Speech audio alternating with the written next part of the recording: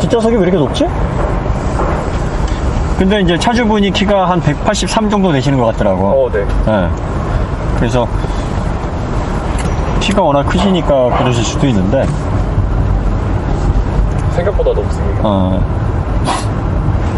뒷좌석도 넉넉하네요. 네. 레그룸 넉넉한 편이에요. 거기 뒤에 여기 안 올라와요? 이게 다 올라오고. 그게 다 올라옵니다. 차주분 좀 추우시겠네. 괜찮습니다. 달리세요. 아니, 어떻게 제일 컴포터블 시즌한테 제일 추워, 갑자기. 아니요, 이게 우리도 오면서 얘기를 했는데, 컨버터블은 따뜻한 날, 시원한 날 타는 게 아니라 추운 날 타는 거잖아요. 우리도 그 이야기 했어요. 머리가 찬바람이 날리면서. 김도라 님도 그 박스터 많이 타고 다니셨잖아요, 겨울에. 그럼요. 눈 맞아가면서. 그럼요. 그 노천 온천에 들어가 있는 느낌이래요. 맞아요. 몸은 따뜻한데? 그렇죠. 거기 뒤에도 열선 있어요? 다 있어요. 뒤에 열선 없습니다. 없어요? 극악의 환경이시군요, 지금. 드디어 단점을 찾았다. 열선 없는 걸 몰랐어요. 그러니까 본인의 차에 뒤에도 앉아봐야 돼. 그렇구나. 이거는 지금 요 등 앞쪽에 에어스카프도 없어, 뒤에. 이 에어스카프가 어느 브랜드에서 처음 했는지 아세요? 몰라요. 차주분. 벤츠? 그렇지. 벤츠 모델, 정확히 모르겠어요. SLK 2005년도에 R171 모델서부터 에어스커프라는 게 처음 들어갔고, 그리고 나서 SL에 페이스리프트에서 또 들어갔어요. 그러고 나서 지금 다 써. 목 뒤를 따뜻하게 해주면 몸이 따뜻해진다라는 발상으로. 이름도 너무 멋지지 않아요, 에어스커프? 저는 계속 싼 것만 타서 그런가 목에서 따뜻한 바람이 나오는데 감동이에요, 지금. 그래요? 네. 기가 막힌 아이디어죠. 그럼요. 네, 맞아요. 이름도 너무 잘 줬어. 에어스카프 얼마나 멋져요. 벤츠가 그런 브랜드였는데 전기차 시장이 진짜 너무 힘들어하지. 지금 이게 2000cc라 184마력밖에 안 돼요. 그래서 차주분한테 왜 7천만 원을 주고 그런 184마력을 샀냐. 이건 너무 좀 뭐랄까, 가성비 떨어지는 거 아니냐. 가성비 떨어지는 거 아니냐 막 항의를 했더니 절대로 그렇게 생각 안 하신대요. 달리는 걸 많이 좋아하지도 않고 이 정도 출력에서 불만이 없다. 그러니까 오픈 에어링에 초점이 맞춰져 계신 거네요. 맞아요. 그러니까 이렇게 생각하시는 분들이 사실은 컨버터블을 사셔야 되고. 컨버터블은 여유 있게 오픈 에어링을 남자들 셋이서 이렇게 오픈 에어링을 하고 있다라는 건 진짜 희귀한 장면이지. 이거는 진짜 있어서는 안 될. 버스 옆에 가면 옆에서 많이 내렸다 볼 텐데, 그죠? 물어봐요. 안 추워요? 그러면 이제. 그러면 안 추워요? 그러면 안 돼. 경험자들은 다 추워요. 이제 그럴 줄 알았다고 씩 웃지. 그 말을 듣고 싶은 거야. 춥다는 말을. 원하는 대답을 들려줘야 대화가 더 이상 늘어나거든. 근데 그것도 모르고 안 추워요? 그러면 뭘 안 추워. 그러면 이제 이 차가 공조도 좋고요, 원가도 좋고요, 에어스카프도 그렇다 칩시다. 이제 그래. 답을 정해놓고 물어보는 거거든. 자, 지금 이 BMW가 사실 우리가 그 얘기 많이 하잖아요. 3 시리즈와 4 시리즈의 정말 진 명목은 20 모델에서 나온다. 특히 20i. 왜 그러냐면 얘는 M을 품는 베이스란 말이에요. 플랫폼이. 이 플랫폼이 물론 M에 그대로 쓰는 건 아니고 하부 보강도 되고 부싱도 다 달라요. 링크도 다르고. 하지만 어쨌든 기본기가 좋아야 M을 품을 수 있는 거 아니에요. 그 프레임 설계가 40i 정도는 품을 수 있는 설계가 돼 있으니까. 그렇죠. 그러니까 이 출력으로 가면 프레임이 서스펜션을 그냥 갖고 노는구나, 이런 느낌, 든든한 느낌이 들죠. 출력 대비 차대가 쓸고 콜이지 이거. 그렇죠. 그러니까 현명한 사람들은 오히려 이걸 산다고. 왜냐면 엔진 가지고 있는 역량에 비해서 프레임의 캐파가 엄청난 거예요, 지금. 그래서 이제 엔진 출력을 그만큼 많이 쓸 필요가 없으신 분들, 그럴 생각을 별로 없으신 분들은 고출력 차량의 프레임이 있는 저출력 차, 네, 그런 그렇죠. 쪽을 선택하는 게 내구성도 좋고 네. 모든 면에서 유리한 거죠. 맞아요. 돈이 조금 더 들어가죠. 그렇죠. 네. 네. 그런데 이제 많은 사람들이 생각하는 건 반대로 생각하는 거지. 그 돈 주고 184마력을 그거만 보는 거예요. 네. 네. 그러니까 얘는 엔진 출력만 낮을 뿐이지 나머지는 다 200마력 중반에서 300마력 중반까지를 얹을 수 있는 베이스란 말이죠. 네. 그러면 사실 우리가 일상 영역에서 최대한 쓸 수 있는 마력이 얼마나 될까요? 이 일반 시내 도로에서. 한 200마력 되겠죠. 340마력짜리도 풀악셀 해야 340마력. 그러니까요. 5000rpm, 6000rpm 밟아야 340마력. 400마력짜리를 네. 6000rpm에서 400마력짜리를 3000rpm 돌리면 그냥 대충 200마력, 단순 계산 그렇죠. 200마력인 거예요. 그러면 200마력을 쓰는 게 한계인데 그러니까 대충 악셀 중간쯤 밟고 하면 100마력, 150마력으로 가는 거예요. 그럼 차라리 이 차를 사서 그냥 풀악셀하고 다니면 되는 게 더 낫지 않나? 뭐, 단순 계산은 그렇죠. 이 차 풀악셀로 많이 하세요, 차주님? 거의 안 합니다. 거의 안 해요? 그러면 진짜 이거 왜 산 거야? 차주님은 한 50마력, 100마력 정도로 평상시에 사용하시면서 다닐 수 있어요. 그 정도는 충분하다? 그리고 탑을 열고 다니면은 실제 속도보다 체감된 속도는 훨씬 더 맞아요. 맞아요, 것 맞아요, 같아요. 맞아요. 플러스 1.3배, 2.4배. 네. 그러니까 100km를 내도 한 140 내는 것 같아요. 특히 저는 얼마나 미친 짓을 많이 했냐면 부술비 내릴 때도 열고 다녔어요. 그 비 안 맞아요. 안 맞아? 바람이 위로 싹 지나가니까. 근데 비 오는 날에 그 저기압에 네. 그 뭐랄까 약간 뚠뚠한 공기의 맛인가? 그게 되게 좋거든. 저기압일 때는 그렇죠. 이렇게 느껴지는 호흡할 때 느끼는 밀도가 약간 좀 느껴지잖아요. 그러니까 그 뚠뚠한 약간 뚱뚱한 맛의 네네. 공기 맛이 이렇게 얘기하니까 좀 변태 같네. 좀 괜찮아요. 그래서 약간 좀 생각하기도 좋고. 일단은 이런 시내에서 동이 얼마 안 되고 시속 한 50km 이상 넘어가면 바람 비 안 맞거든요. 네. 비를 다 그게 공기 흐름처럼 없어지는 네, 거니까. 네. 네. 한번 해보세요. 알겠습니다. 재밌어요. 머리가 살짝 나중에 내리면 젖거든요. 근데 그 느낌이 되게 좋아요. 머리에 수분이 약간 젖으면서 수분이 바람에 날려갈 때 열을 빼앗으면서 청량감이 더 강해지거든. 그러면 이제 머리가 얼얼해지면서 그게 이제 겨울 네. 한겨울엔 노천탕에 앉아있는 그러면서 이제 집에 딱 들어가서 샤워를 하잖아요. 그럼 뜨거운 물이 더 뜨겁게 느껴지면서 되게 기분이 좋더라니까. 욕조에 들어갈 때 느낌이 약간 피부가 따끈따끈하면서 되게 기분이 좋아요.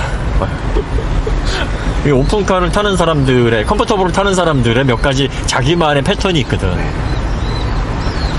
특히 겨울 밤에 열고 다니면 진짜 기분 좋아요. 보통 차로서는 해볼 수 없는 일이죠. 그러니까요.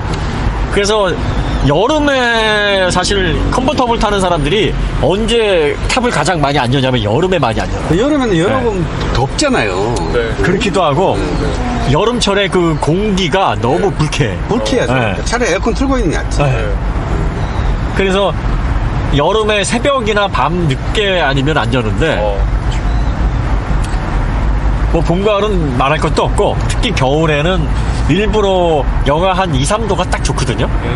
더 내려가면 좀 춥고 그때 밤에 많이 나가죠. 탑 열고 한번 느끼려고. 근데 이제 그렇게 해보고 싶은 생각이 드는 게 사람이 이제 그 일상에서 벗어나 뭔가 일탈을 해보고 싶은 생각이 들 때가 있잖아요. 그렇죠. 바람을 쐬러 가는 것 자체도 네. 안 해. 약간 일상을 네. 벗어나는 그렇죠. 건데 거기서 겨울에 뚜껑을 연다. 상상이 안 되는데 해보면 진짜로 네. 맛이 있어요. 네. 그리고 항상 드리는 말씀인데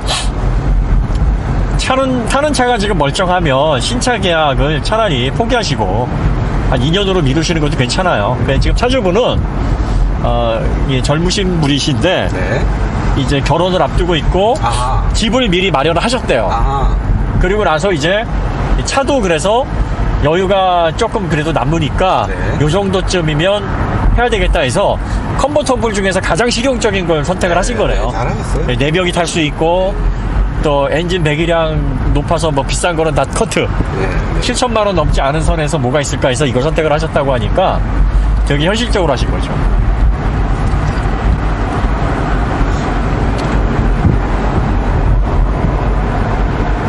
되게 추워 보여요. 괜찮으세요? 괜찮습니다. 차주분은 절대 춥다는 얘기를 못 하시지. 절대 못 하시지. 그리고 이 컨버터블의 겨울에 탈 때 묘미가 뭐냐면 이렇게 막 타다가 이렇게 코맹맹이 하는 이 느낌. 코 먹는 맛 이런 것도 있어요. 하다 보면 코 많이 먹거든. 이런 게 재미라니까? 정신 나간 소리 같지만 컨버터블은 얼마나 코를 많이 먹느냐가 이게 또 의학적으로 코 먹는 게 그렇게 비위생적인 거 아니에요? BMW가 다 좋은데 뒷자리 이 컨버터블 뒷자리에 그 윈드 디플렉트가 있잖아요. 네. 그걸 가면 뒤에 사람을 못하게 하는 게 그게 참 아쉬워요. 근데 리플렉터가 바로 뒤에 있어야 뒷바람을 막아주거든요. 그리고 사실 바람 맞으라고 한 차인데 왜 이렇게 바람을 못 막아서 안 다니지? 난 그걸 이해가 안 돼. 근데 운전성은 괜찮은데 지금도 솔직히 저는 계속 차주님이 뒤에 앉아 계시니까 네. 죄송스럽고 괜찮아요. 미안스럽고 막 이렇게 세게 못 달리잖아요. 괜찮아요, 우리가. 괜찮아요. 아니 근데 그거는 우리가 좀 감안을 해야 되는 게 사소하는 고생이고 본인이 선택한 거라서 어쩔 수가 없어요. 그리고 이 고난의 길도 왜 그 히말라야 올라가는 사람이 춥다라고 불평 안 해요. 자기가 히말라야 올라가려면 5천만 원 내야 돼요. 그래서 그 여유가 안 되시는 분은 2, 3년 막 일해서 그 돈 갖다가 쏟아붓고 막 후원사 없으면 그렇게 해요. 그러시구나. 근데 4인승이라 그런지 개방감이 확실히 좋다. 이게 로드스터는 G4만 해도 개방감이 별로. 그 뒤가 좀 뭔가 같은 느낌이 딱 들잖아요. 그러니까 탑을 열어도 뭔가 이렇게 가슴이 탁 트이는 게 없어. 그러니까 이게 그 컨버터블의 맛이 하늘과 다 있다는 거잖아요. 내 위로는 다 내 공간이잖아. 근데 이게 많이 이게 뚫려 있어야 되는데 4인승이 그래서 사실은 좋아요. 그 바람도 조금 더 맞을 수 있고.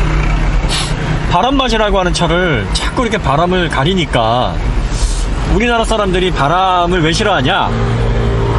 여자들은 이제 머리 세팅이 날리니까. 그죠? 네. 그 다음에 문화 자체가 이런 걸 많이 즐기는 문화가 아니라서 그래요. 슈퍼카 컨버터블 같은 것들은 보면 달려도 200으로 달려도 머리카락만 살짝 날리는 경우가 있잖아요. 그건 이제 뭐 워낙에 높은 출력을 갖고 있어서 네. 그렇게 안 뒤가 완전히 막혀 해놓으면 있고. 출력 손질이 너무 크니까. 로드스터들은 네. 바람이 옆으로 뒤쪽으로 살짝만 지나가고. 네, 맞아요. 네.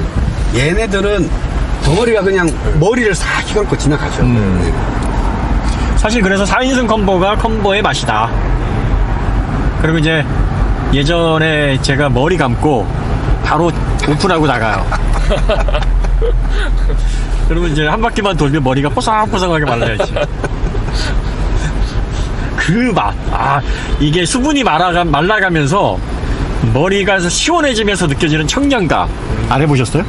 해봤습니다. 해보세요. 이거 꼭 해본다니까? 네.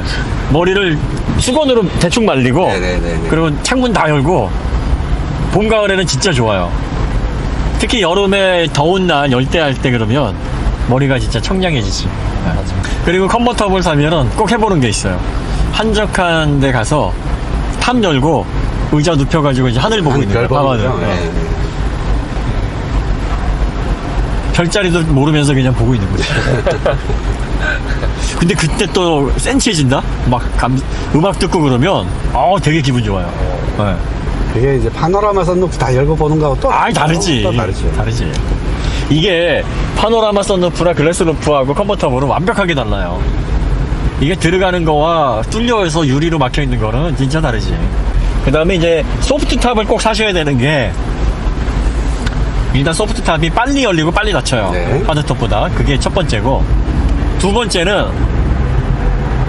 한 3, 4년 되면 하드톱은 진짜 소음이 많이 나요. 지그덕. 엄청나게 나. 근데 소프트 탑은 오래 써도 좀 덜하죠. 좀 덜해요. 안 나는 건 아니고. 네. 그 다음 세 번째가, 하드톱은 너무 무거워요. 맞아요. 특히 4인승 하드톱은 한 130kg 나가요. 그게 지붕에 손만. 얹고 다니는. 네. 근데 이게 밑으로 무게가 증가하는 게 아니라 위로 증가하는 거라, 위에서 130 늘어나면 차량 거동에 큰 영향을 준다고요. 그러니까 차가 핸들링이 별로 안 좋아진다. 그래서 이제 그 하드톱 컨버터블을 아예 뚜껑을 열고 달리는 게 거동이 더 좋다. 그리고 뭐 이런 말도 해요. 그게 또 문제가 뭐냐면, 뚜껑을 닫았을 때와 열었을 때의 무게 배분의 느낌이 달라져. 그렇죠. 비율이 달라져. 달라져요. 영향을 준다고. 그러니까 드라이빙 필링, 핸들링 필링이 달라져요. 이게 또 거슬린다고요. 그러니까 하드톱은 뒤로 열게 되면 뒤쪽을 더 눌러주니까 그렇죠. 뒤쪽의 트랙션에 조금 더 유리해지고 거동이 좋아지는데 닫으면 멍청해진다고. 그리고 하드톱의 단점이 뭐냐면 무지하게 비싸. 이게 그 하드톱 컨버터블을 다 어디서 만드냐면 소프트탑도 그렇고 네. 마그나 슈타이어에서 만들어요. 근데 이걸 부분 수리하는 데가 요즘 좀 생기긴 했는데 아주 경미한 수리 외에는 파손되는 건 무조건 아세이 교환이란 말이에요. 한 2천 들지 않아요? 소프트탑이 한 2,500, 하드톱은 3,500에서 4,000. 정품일 경우에 부품값이 예를 들어서 뭐 3천만 원이 들어갔다. 그러면 공임까지 해가지고 뭐 3,700 견적이 그렇게 나와요. 견적이 그게 2인승 로드스터일 때 그렇고 아니다 4,000이 더 나온 것 같아. 4,000 아니요. 제가 해먹어봐서 알아. 그래요? 견적을 받아봤어요. 3,900 얼마인가 4,000 얼마인가 그리 견적이 나와가지고 그때 350을 전봇대 블랙 아이스를 밟아가지고 SLK? 네, 얇은 그 전신주를 들이받아서 전신주가 여기를 강타했어요. 그 오토기어 웹진에 사진도 있어. 그래가지고 견적이 4천만 원이 나왔어요. 탑 견적. 근데 그때 중고가가 4천이 안 됐을 때예요. 그러니까 보험사에서 곤란하다. 전손 처리를 해야 되지 않겠느냐. 전손을 했더니 3,900 얼마가 나오는 거예요. 그래서 그때 알았어. 중고차는 하드톱일 때 톱이 중고차 가격을 앞설 수도 있구나. 이 소프트탑도 2,000 넘어요. 이거 되게 잘 관리하셔야 돼요. 그래서 컨버터블하고는 사고 나시면 안 돼. 특히 톱을 망가뜨렸다 그러면 보험수가가 엄청나게 뛴다. 네.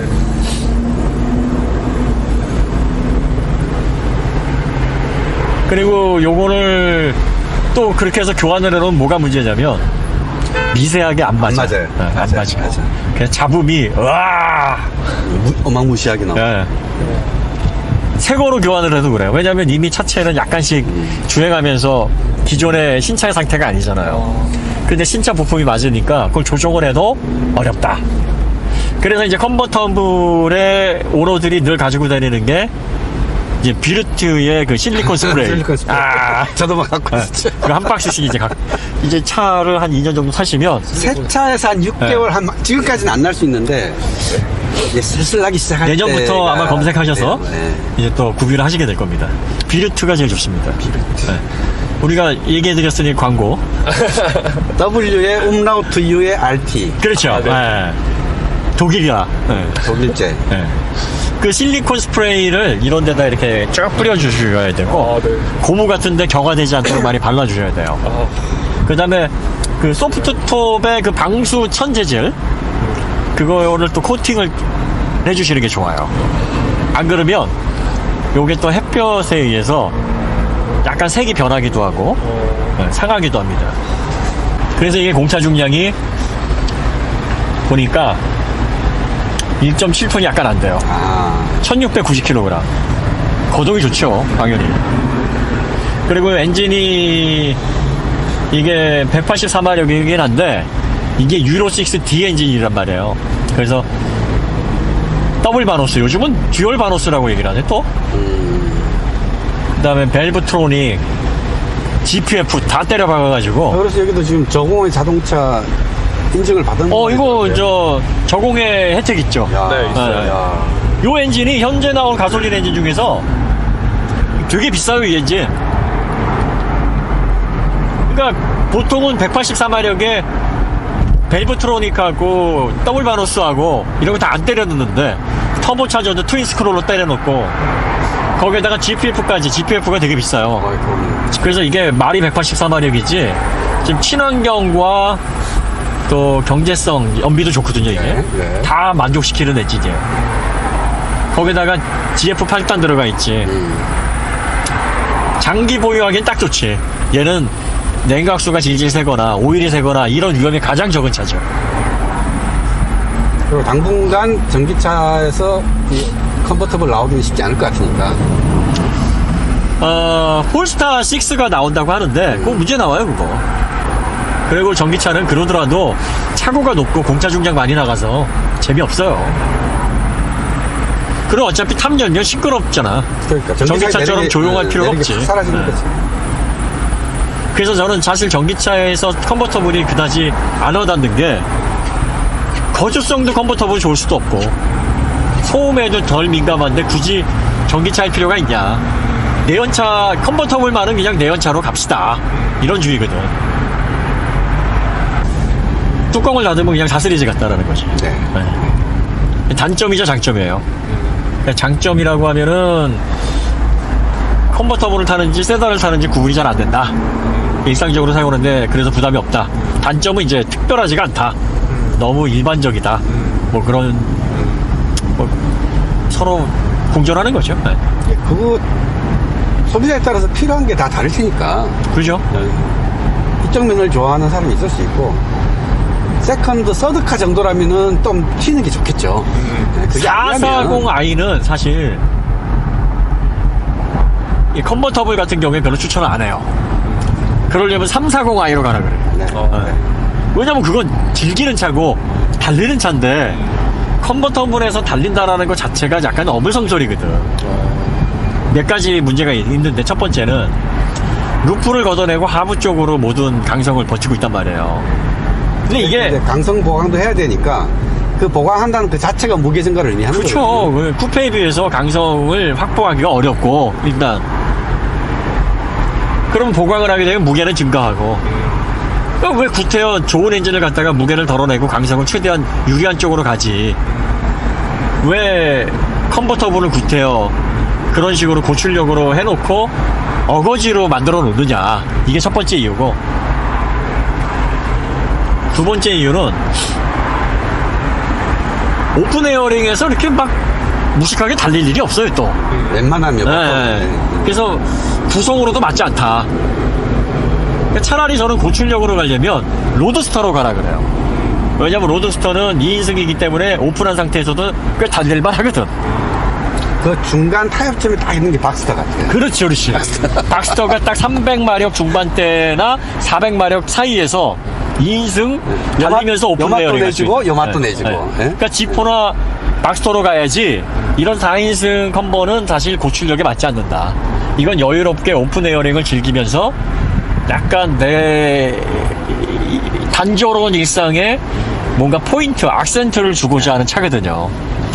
영화 찍나 드라마 찍나 누구예요? 차 협찬해드릴까? 말만 하죠. 그러니까 단조로운 일상에 액센트를 주면서 숨통을 열어주는 차인데 누가 숨통을 단거리 하듯이 해요. 여유롭게 조깅하듯이 풍경 보면서 타는 차거든 이거는. 또 하늘과 바람과 내가 하나가 돼서 정말 평이하고 단조로운 인생을 살지만 이걸 타고 루프를 열었을 때만이라도 내가 인생의 주인공이 한번 돼보고 싶다. 그리고 음악 틀어놓고 내가 CF 찍는 것처럼 똥폼을 한번 잡고 싶다 하는 사람이 이걸 타는 거거든. 그러니까 사실 200마력이면 전 충분하다고 본다고. 그리고 200마력짜리 차를 사야 되는 게 뭐냐면 이게 컨버터블은 자주 타는 차도 아니고 주행거리를 많이 타는 차도 아니라서 속색이면 안 돼. 맞아요. 근데 고성능 엔진은 꼭 속을 새겨요. 꼭 속을 새겨요. 꼭 속을 새겨요. 왜냐면 그 한정된 자원을 가지고 끝까지 뽑아내는 일이기 때문에 그렇죠. 조금만 무리하면은 속을 새겨요. 그 다음 또 한 가지 포인트가 있어요. 실용적이지도 않고 단점이 많은 차인데 자꾸 돈 들어가고 속색이면 정 떨어져요. 그래서 정이 안 떨어져야 돼요. 최대한 문제를 일으키지 말아야 돼. 그리고 항상 얘하고는 좋은 기억만 있어야 돼요. 왜 우리가 부부 생활을 하거나 연애를 할 때 제일 힘든 게 뭐냐면 뭐 돈 많이 나가고 시간 뺏기는 게 아니라 서로 싸우면서 상처 주는 게 제일 힘들거든.